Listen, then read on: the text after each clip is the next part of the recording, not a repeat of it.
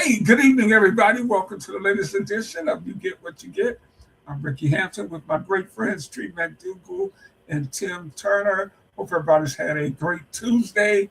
And I hope everybody's staying warm. We got winter storms all over the place.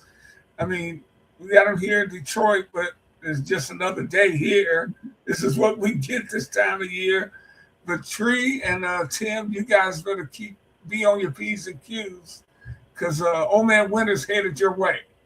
I don't like it. I don't like it one bit because I like to be able to still get around. But Tim, I don't know. Is it coming my way? No, it's the cutoff is right there in the county north of Savannah. You're going to get a nice cold rain. Okay. I don't know if you prefer that to what they say we crippling ice over here in Metro Atlanta for a couple of days. I'm already trying to do some research on some ice melt and getting stocked up and stuff here with food. So wait. I don't know if you know this, Rickey, but he's like crazy about weather, and you're not already stocked up with. No, but I let that's to be this early a Tuesday for a weekend storm. That's for the amateurs. The pros wait until there's a more fine-tuned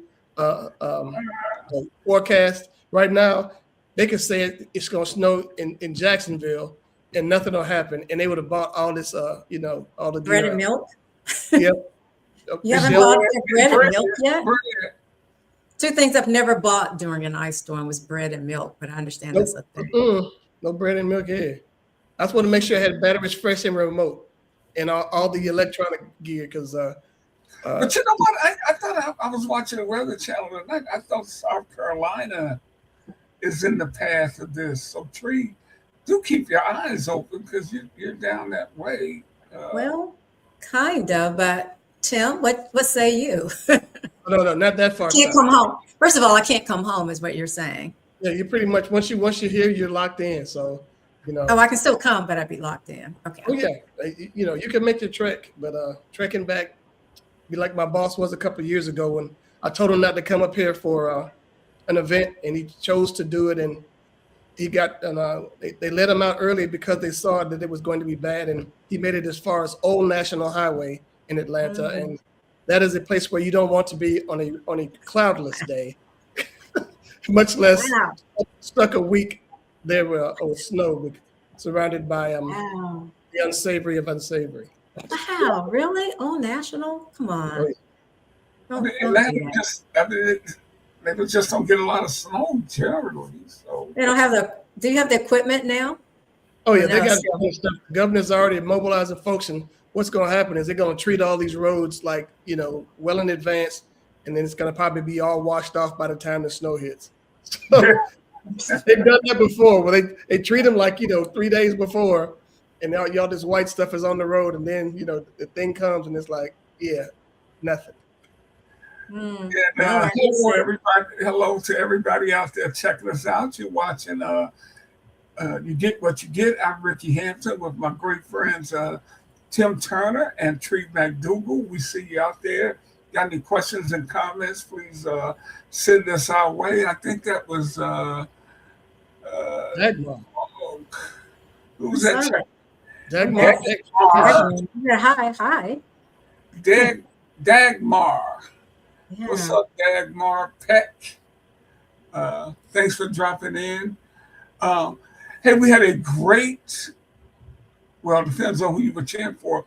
We had a great college football national championship last night. The Indiana Hoosiers finished a 16-0 season by knocking off the University of Miami to capture their first football national title. Of course, we all know IU from their great basketball program. Yes. But I give that team credit. I give the coach Simgetti credit. Turned around a program was terrible 2 years ago and turned them into national champions. And Tim, this couldn't have happened 10 years ago. Not even 5 years ago. No, and I know I was talking to some guys earlier today that they're saying, is this the beginning of a dynasty for Indiana? I said, no. Hold up now. Hold up now, partner. Wait a minute. There is no dynasty when you can get up there and buy a team. And you have to look at how Cignetti constructed his team. I mean, 2 years ago, he comes there, they had lost 10 offensive starters. And so he went and, he found a bunch of mutts, a bunch of 2- and 3-star people. Fernando Mendoza was a 2-star quarterback who had his walk-on chance withdrawn from the University of Miami, kids from the Miami area. So it's like, they had a bunch of guys that nobody wanted. Cignetti comes from James Madison, making $400,000 a year, gets to Indiana, has an $11 million contract. He made himself $2 more million winning the national championship because he wrote in there, and then it's going to be even greater than that because when the contract is written and his agent smartly or crazily put in there that if his team wins the national championship, Cignetti will be among the 3 highest paid coaches in college football. And so, at the time the contract is signed, he's going, sure, go ahead. Indiana thinking, yeah. It'll never happen, right? You want a Lamborghini with that too, sir? It probably would just, gigging him up. But so he's getting paid like he needs to be paid. And they did a great job. They were great champions. And then again, too, what hurts down this way, for me at least. The last 3 champions have been from the Big Ten. SEC says we're great. We're great, right? Michigan, Ohio State, now Indiana. All right. The last time that happened was for the SEC was 08, 09, and 10. And I believe it was LSU, Florida, and Alabama. And then Georgia rolls up there and does back-to-backs 21 and 22. But for a while there, it was for an 8-year stretch, only SEC schools won the championship. So that was back in my day. Back in my day, there was. Yeah, the dominance is over for right now. But one thing that, and I get you on that, Tim. But I still believe the best football is played in the SEC. I think one of the problems they beat each other up. I mean, they just kind of chew each other up. Okay, so is that going to be the reason why they 2-11 in bowl games or whatever the thing was? Because they stank it up in bowl games. No, and I was gonna add to that is that the talent is now dispersed with the NIL. Absolutely. Yes. I think that more than anything, but I expect Georgia to be right back there knocking on the door next year. I don't know about Alabama, man, because that is not Nick Saban football they've been playing. No. The last couple of years. I tell you what, the spoiled Alabama alumni down this way want the boards out right now. Because how they showed up against, I think it was, they played Indiana and they just got drilled, right? They did not like to see that. That's not Alabama. 38-3. But you know what? It's Cignetti. As much as people are loving this rags to riches story and loving Mendoza and how he kept carried by this business, there are a lot of second-year coaches that are sweating right now because it's like if that dude can win a national championship in 2 years, why can't you? Yeah.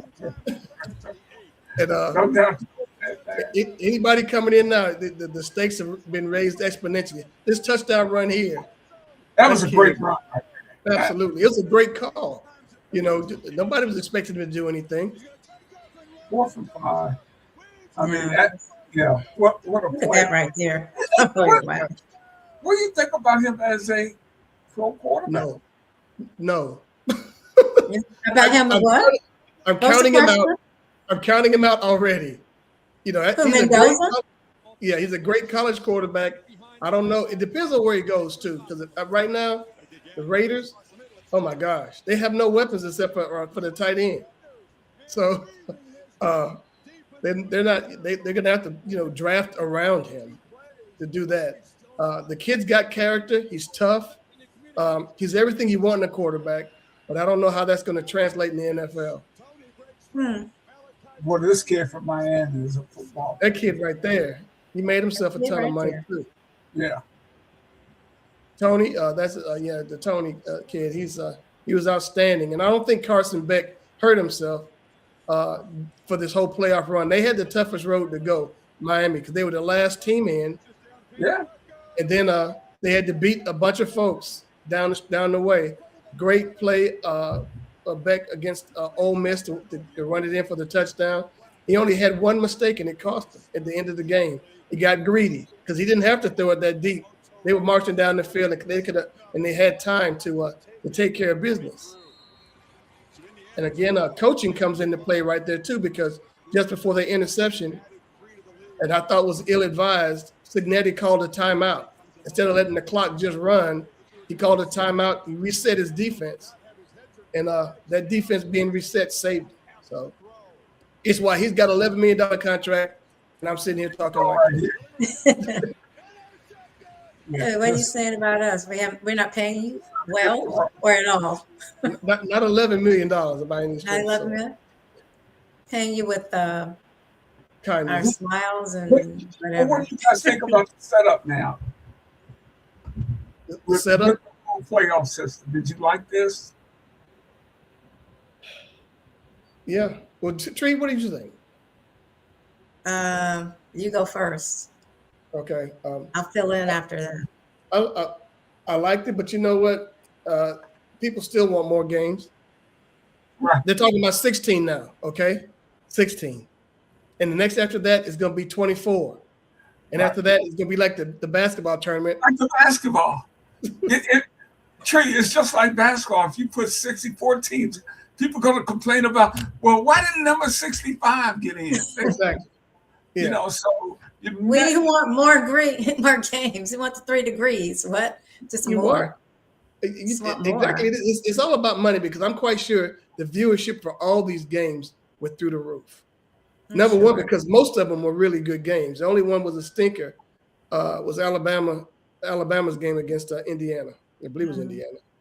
But the rest of them were pretty exciting games to watch. The Ole Miss and Miami game, great football. It's really good. So I mean, but you have to look at it from there. As long as they can make money off of these kids, they're going to do it. Yeah, I mean, it's all about the money, right? So sponsorships, advertising, Yes. all of that. So absolutely. I think that, and people want a distraction. I mean, first of all, they love sports, but what else are they going to watch? But yeah, I think, I agree with you, Tim, on that. Yeah, football. Or change. People cannot get enough of it. And funny, the spring leagues always have trouble getting established. But the traditional fall football in America is spectacular. I mean, See, your thing is, you said traditional football. When you watch spring football, that doesn't look like a tradition. It just doesn't need it. But I want to go back to SEC. We got Lane Kiffin going to LSU. Mm-hmm.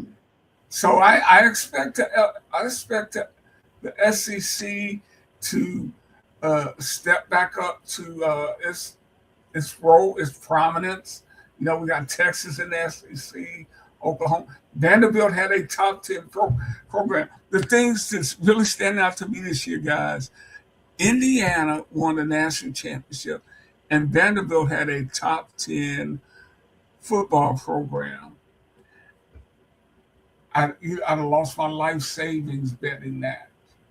Well, you lost yours, but there was some guy somewhere in this country that put down like $100,000 on Indiana to win the championship or something like that. Long story short, he's going to be paid off with $4 million. Whatever he laid down, he's going to get $4 million for his land for that bet. So there's somebody with long green had some faith in Indiana, or he just had money to burn. Yeah.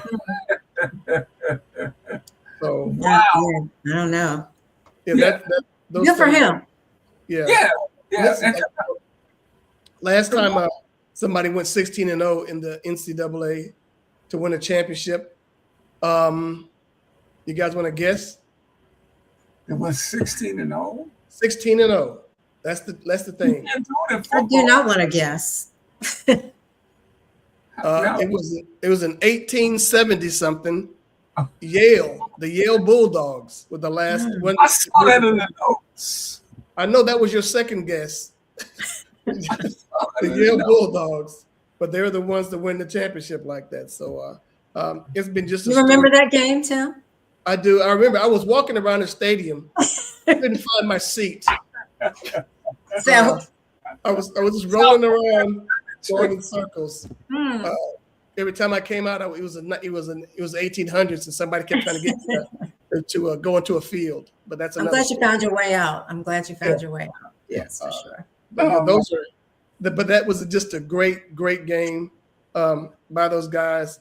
Both teams played exceptional. I'm not a big fan of the postseason shenanigans, post game shenanigans, where the DB for Indiana. I think it was. I'm trying to get things. The running back Fletcher took a swing at the DB, the defensive back for Indiana. You don't know what was said. You don't know if Fletcher, was gigging him up, or if just the emotions of losing a really tight game got to him. But that wasn't a good look at all. So. And at the same time, a little bit later, Fletcher and Mendoza, hug it out. Were they classmates or something? They were both from the same area. They were both South Florida kids, right. And then they end up playing against each other. But I saw them hugging it out. But just because they're both from the same area. Hey, and shout out to the Hoosier fans too, because they showed up. Because that was a home game for the Hurricanes. But you can hear them loud and clear, man. Well, the Miami folks were upset about that characterization, because if there was a lot of green and orange there, nobody saw it, because I didn't see it. All you saw was crimson and cream throughout. And at one point on the 4K broadcast, they do this thing where you get to vote on which song you want to hear, and there were muted cheers for like 3 of the selections, and then the last selection that went up was John Cougar Mellencamp. And the place erupted in cheers, and they played Mellencamp over the speakers. So you know what that means, right? IU takeover there, baby. Yeah, exactly. IU takeover. I have to, it's supposed to be a really smart school, Indiana. Their business school and medical places are supposed to be, in their law school is supposed to be really great, top flight, smart kids. It was 10 below zero last night in Bloomington. And those kids packed the streets celebrating. It's like, at 10 below? Come on now. I get that. I mean, come on now. It's their first championship. Their first championship and their first pneumonia. their first flu. Yeah. We'll figure that out later. But right now, they're just let them celebrate their win. They could have been internally warmed. That could be another reason they were out there. But, they were celebrating big time, fireworks, the whole 9 yards. It was that is a once in a lifetime thing for those kids. So I really don't begrudge it. But I said, man, 10 below, I'd be thinking about it. Well, some of them probably wasn't feeling that 10 below either. That's what I was saying. They're getting internally warmed. So some of them wasn't feeling that 10 below. And I got to give this shout out. You said Crimson and Cream. Indiana University is the birthplace of my fraternity, Kappa Alpha Psi. Oh. And you see KA Psi, Greek symbol Psi is in homage to Indiana University. I got to go back and look at that now. Yeah, if you look at the helmets, you see. How come you don't have that wearing? I don't see you wearing your Kappa Alpha Psi. I wear. I've been a Kappa for 15 years. I mean, he's like, you don't. Okay, I get it. Yeah. I'm not wearing Delta stuff. I did see that the U logo was misused on a hat. I saw it by Donald. I think it's Aaron Donald, that congressman from Florida. It was TR the UMP on the hat, and so they were doomed to fail. What was I'm sorry, I missed that piece. What? Tell me what happened. They had the U in his hat was part of the guy spelling Trump on his hat. Mhm. So, yes. Oh my gosh. Yes. Yeah. Saw that. So the brother who was a congressman from Florida, Donaldson, was wearing that hat, proudly displaying it. And so that right there let you know that they were already in trouble. You cursed them? Yeah, cursed pretty them. much. Yeah. And we got some new friends tuned in tonight. And one of our friends, Hodge Miller, who are you people? Hey, I will tell you, I am someone that does not know sports. I'll go ahead and say that. I totally disagree with that. Hodge, you're tuned in to You Get What You Get. I'm Rickey Hampton, as you see by their names, Tim Turner and Tree McDougal. Tim and I two sports guys and a hanger-oner. Veteran sports guy. That's when you're old, Tim. You know what they say, veteran sports fighters. I say veterans, seasoned, decrepit. All decrepit? Yes. Sports nice to have you here, Hodge. Oh, I forgot. I'm not in that list. Absolutely. And we're here every Tuesday, 9 p.m. Eastern Standard Time. And we discuss a lot of sports issues, cultural issues. So any questions, comments you got, just send them to us. And we'll discuss them and let us know what you're thinking about. But we appreciate it. Really is. Yeah, I was gonna say it really is. You get what you get. So depending on when you tune in. Yeah, because you tuned in on the celebration of the kids being drunk in the streets, and so I guess that's why the question was, "Who are you guys? Who are you?" So it's like, and I'm out. Yes. But shout out to IU. Yeah. Thank you guys for being here. They deserved it. They deserved it at all. So I guess keeping with the football thing, you had 4 games this weekend. 3 of them were really pretty good, and 1 of them wasn't so good. And so I know y'all were watching the game. Is it a catch or no catch? In the Broncos game, I got that. Let's look at it. Didn't they rule on that today? Is that the one? No, today? No, I'm sorry. Maybe not. There was some ruling on a game, and I saw. I'll look for it. Wait, go ahead. Show the video. It wasn't a catch, but the idea was like, in the Rams game, the guy pulled the ball out when the receiver had it, and it was ruled a catch. And in this game, the DB gets the tie. I thought all the time, if it's a tie, the receiver gets the ball. If you say so. Well, that has been the rule before. It seems we'll go with that. The thing. We'll go with that. And I was just surprised that they gave him the interception. It was a better actor, I guess, than the receiver for the. Yeah, I'm trying to call it up, guys. Okay. Here we go. Some highlights from the Buffalo Denver game, and this game cost. Hey, think about it. This game cost him, Sean McDermott, his job.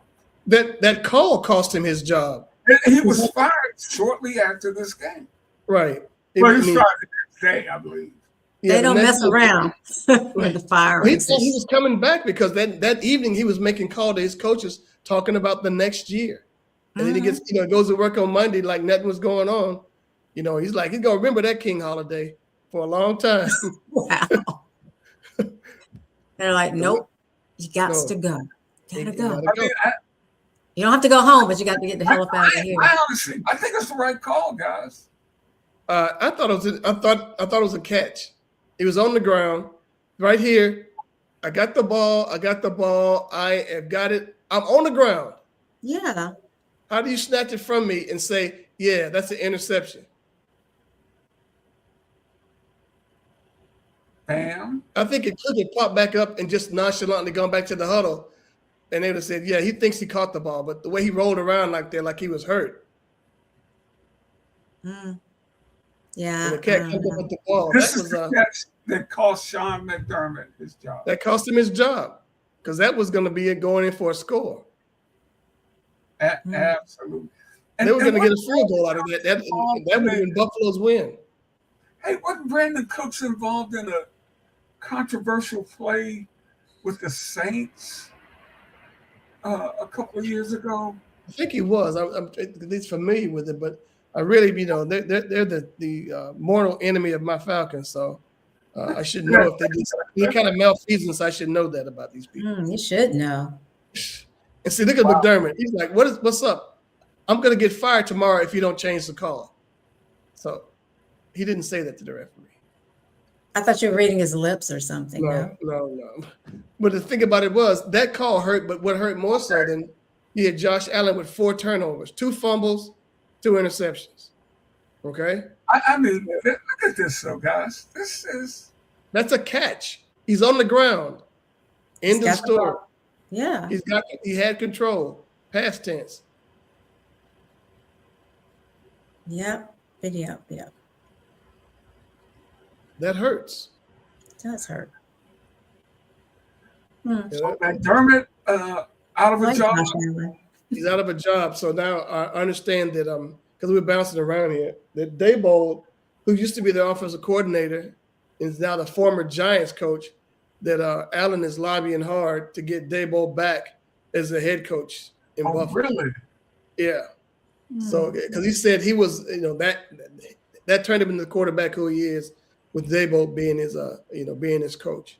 So I would think Allen, being the best player they have, might have some weight in that decision.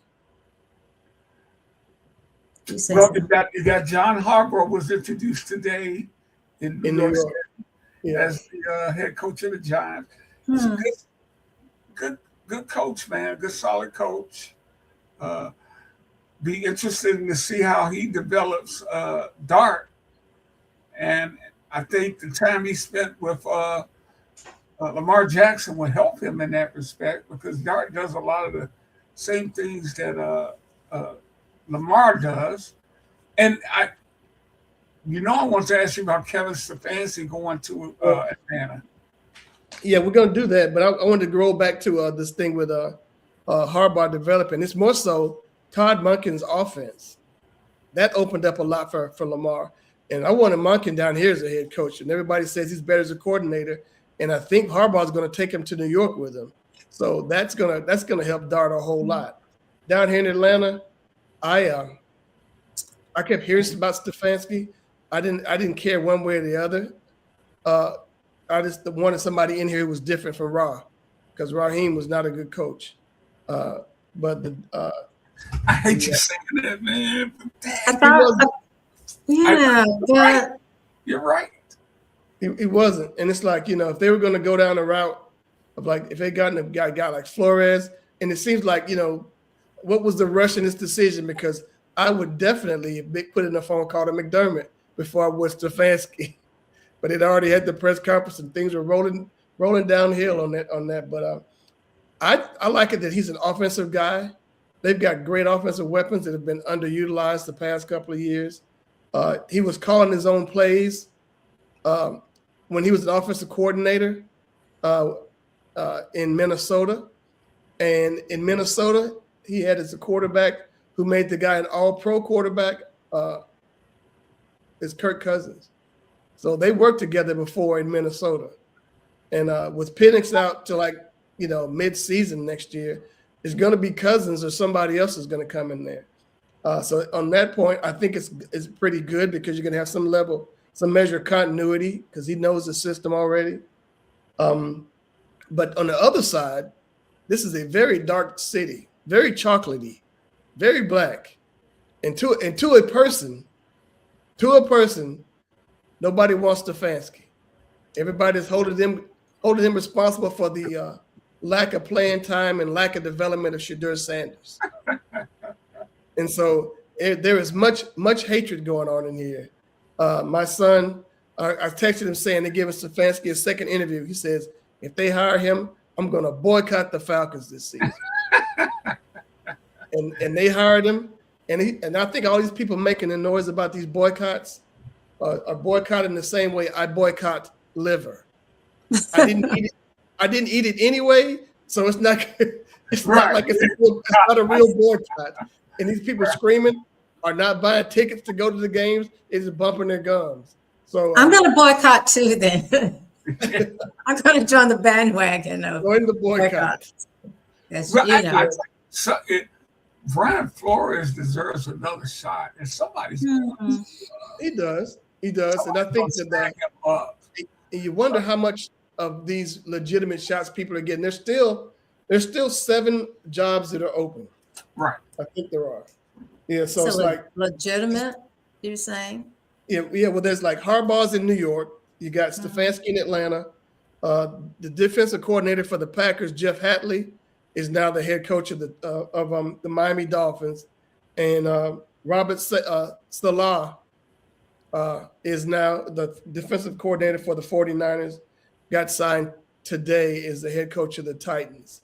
So those are the 4 jobs that are out, and then there's five jobs that are open or more. Yeah, 5 jobs that are open. It's Arizona, Baltimore, Buffalo, Cleveland, and Vegas. Yeah. Do they usually fire coaches like right after? Is that something new, or is that just it just seems like so many of them are being let go after Late. talking about how they're gonna, in the next year, and then it's like, Yeah, I mean that's a good point, Tree. Right. Because I think Vegas, they waited a while to fire Pete Carroll. But Baltimore waited to fire Harbaugh. And then Sean McDermott, like days later, he gets canned. So it's a weird look, but you're right, Tree. They normally do it quickly. I'm thinking of the quickest was the Falcons. Generally you wait till Black Monday, and I said they waited for Monday in Australia to fire him. They didn't wait for it over here in America. They got him Sunday night. So you gotta go, man. You don't have to stay. You don't have to go home, but you got to get the hell up out of here. About almost a third of the coaches from last year gone. Right, they are. And this is the thing I heard somebody mention today that Mike Vrabel, who got hired on January 12th of last year, is the elder statesman in the AFC East. Wow. Because the guy, the Jets, your boy, right? Yeah, he was hired after him. Miami's coach was they haven't hired a coach yet, and I'm trying to think of the 4th team in the Buffalo.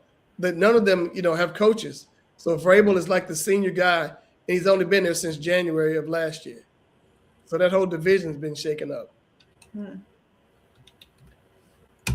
So, Tim, is there an opening? Aaron Glenn, I was trying to think of it. You're talking about Aaron Glenn in New York.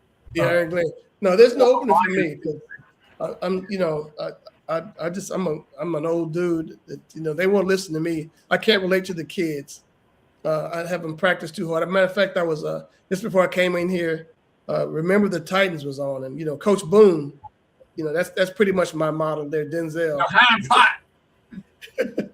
Get your hind part out there. Your what? Your hind parts. It's hind parts, but the way he pronounced was hind pot, P-O-T. Right. Pots. But I think I've seen that. I've seen all of it. Maybe it's been a while. I need to go back and watch it. Will you text me when it comes on again, Tim? AMC's showing it, so it's going to be on like 27 times.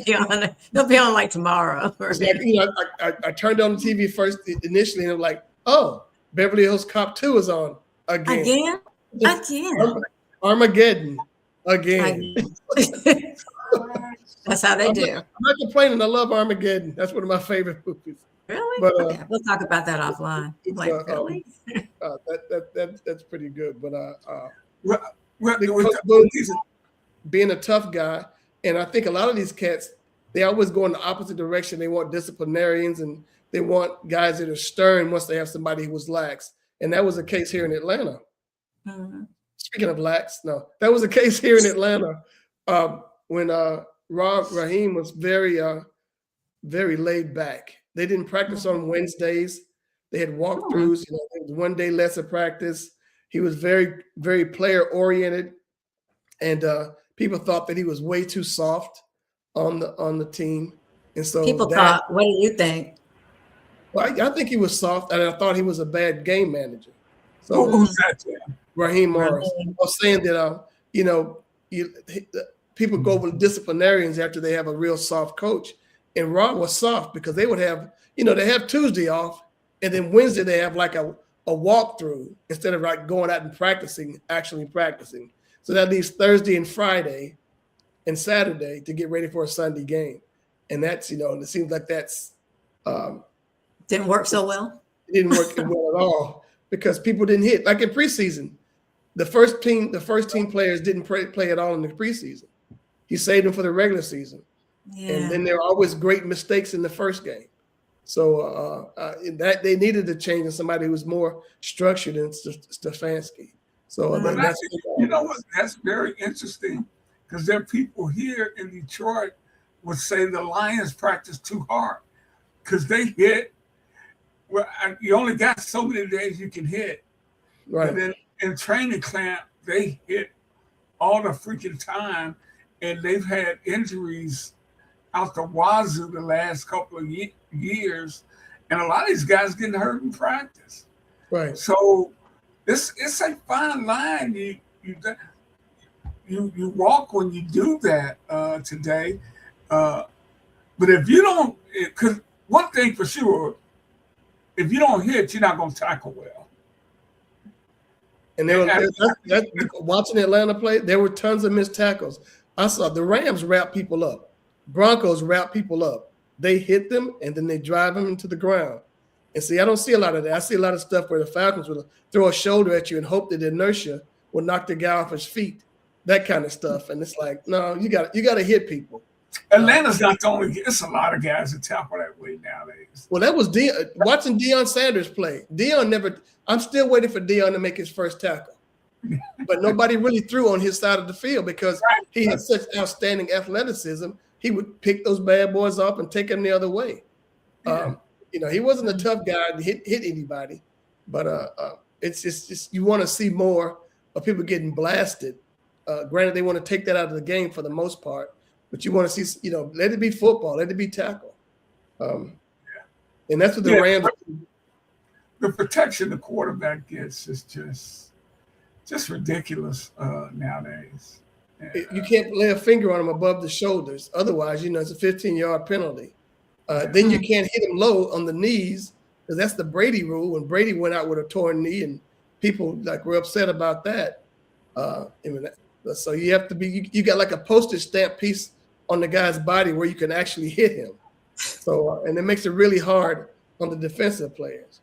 But with these 5 jobs open, Baltimore and Buffalo are still pretty good football teams. Yeah. And if Brian Dable comes to Buffalo, that's going to leave 4, and then you have Arizona, Cleveland, and Vegas, who are just, all those teams need quarterbacks because I don't think Kyler Murray is. It's going to be interesting to see what they do with Kyler Murray, and it'll be interesting to see what happens with Shedeur Sanders in Cleveland. But I don't think Stefanski tried to undermine this guy. If he thought he could play, I'm sure he'd have put him out there if he thought he would win football games. But when you saw what Dylan Gabriel did in Cleveland, and you said, Shedeur wasn't any better than this, and that's where the thing comes in. They could see him sitting behind, an established starter, but Gabriel was not. It seemed like he's not ready for prime time. It wasn't. And see, the Cleveland headache is about to start again because I think Watson is healthy again, right? They could have activated him this year. Yeah, so you got that 3-headed monster in Cleveland. So what are you going to do with that? I'd love to have Shedeur down here. And people are saying that there's no way he would come now with Stefanski here. And people look at the hiring of Stefanski as a slap in the face of Deion, who was one of the stars of the Falcons back in the 90s. All these 6 degrees of separation tangential things, it's, any kind of thing. I understand Stefanski wore red, Deion wore red, Shedeur wore red.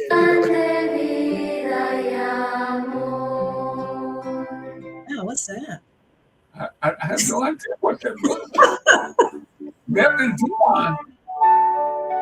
Adoración al Cordero Eucarístico, Cristo real en el alma. Te adoramos, Rey de What los is that? siglos, vida Not me. eterna se nos da. That is interesting. Adoración al Cordero Why are we singing? Eucarístico. What's wrong with these people? What's going on? We've been infiltrated by random music. Sound nice. I don't know what they're saying, though, but it's nice. That was Spanish something, you know. And I That's guess we could lovely. talk about you know, that people were talking about the winners of the Heisman Trophy and the runner-up and their names. So you know, maybe it's a homage to Mendoza and I love how Probably. excited Mendoza's family was.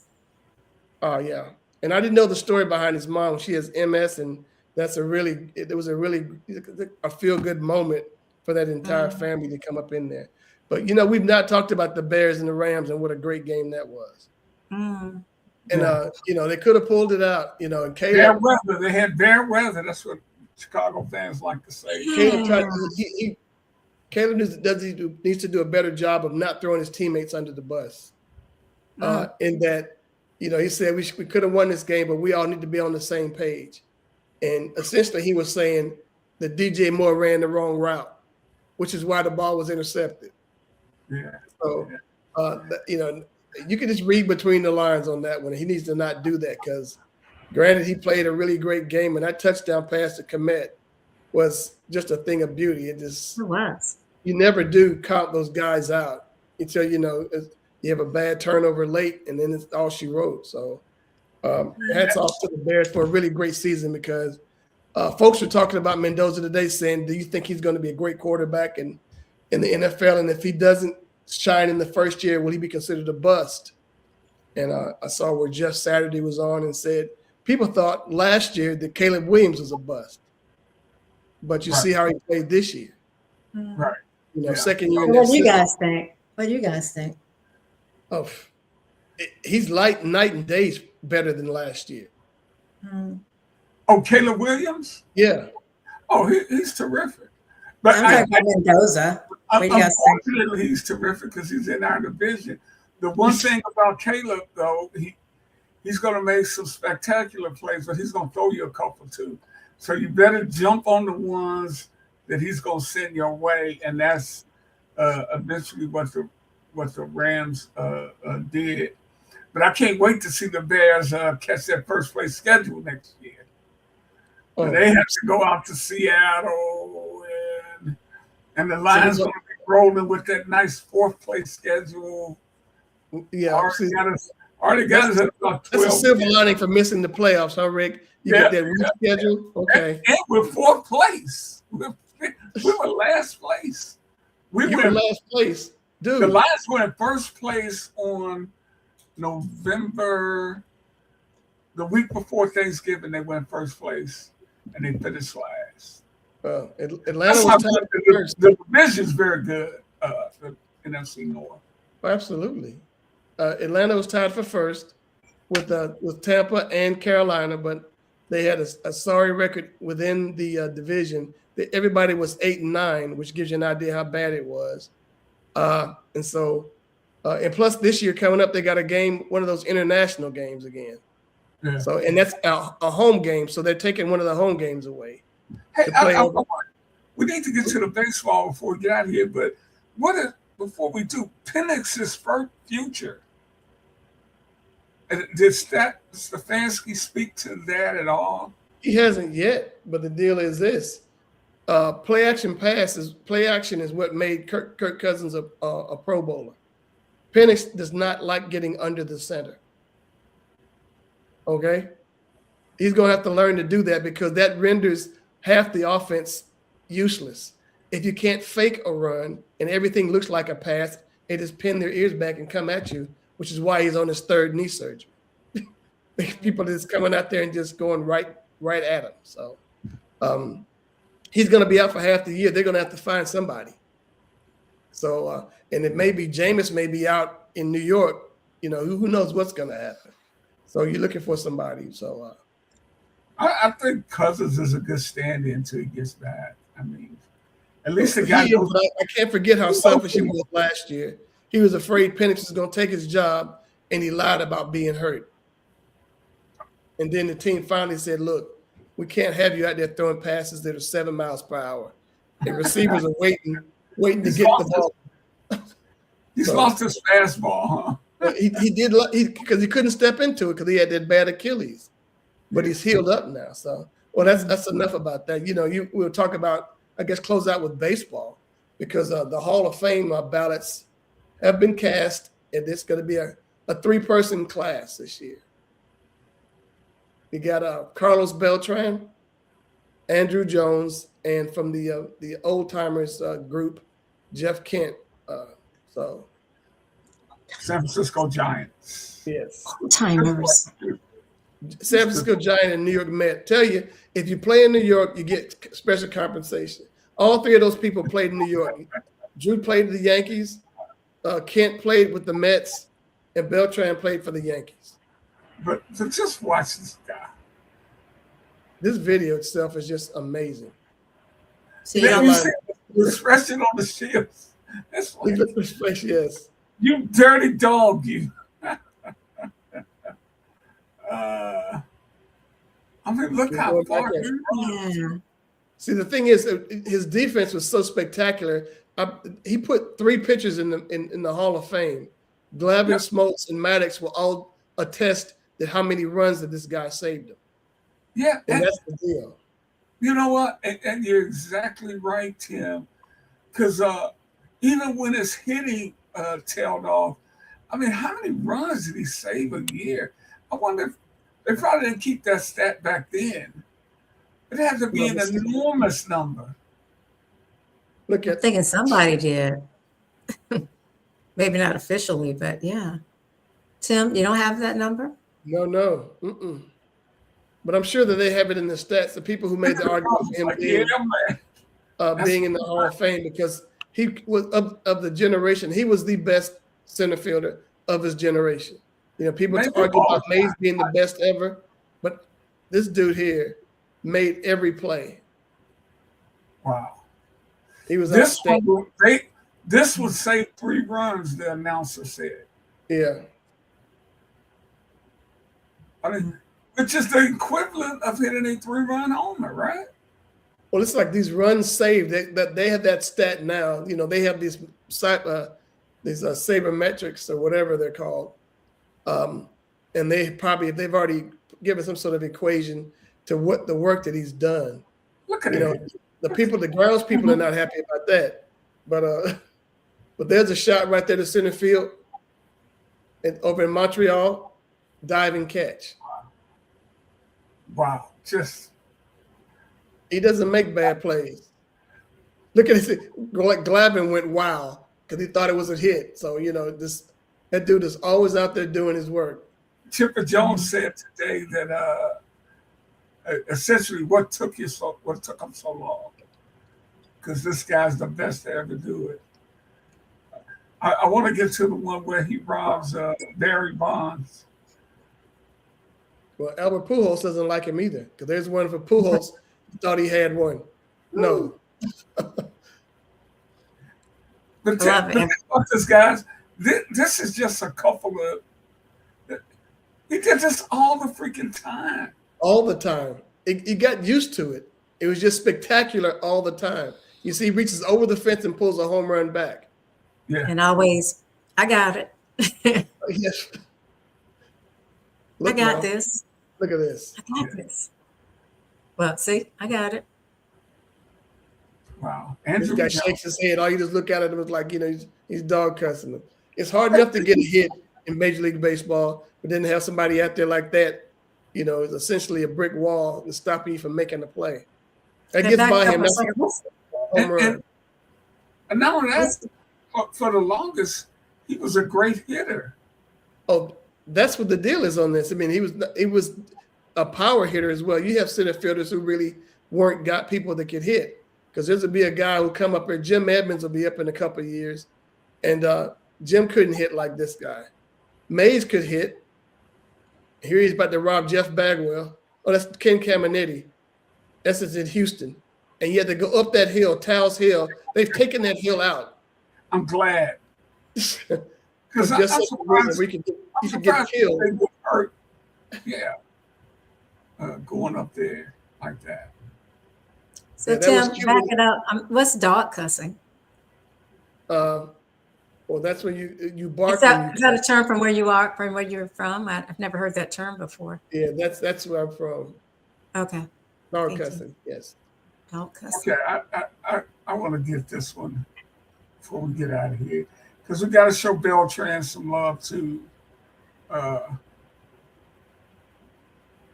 I just, Here's This- Barry. I love this one. He thought he Of had course, one. Barry Bonds did not get voted into the, still not a Hall of Famer. But look at Barry. Look at this.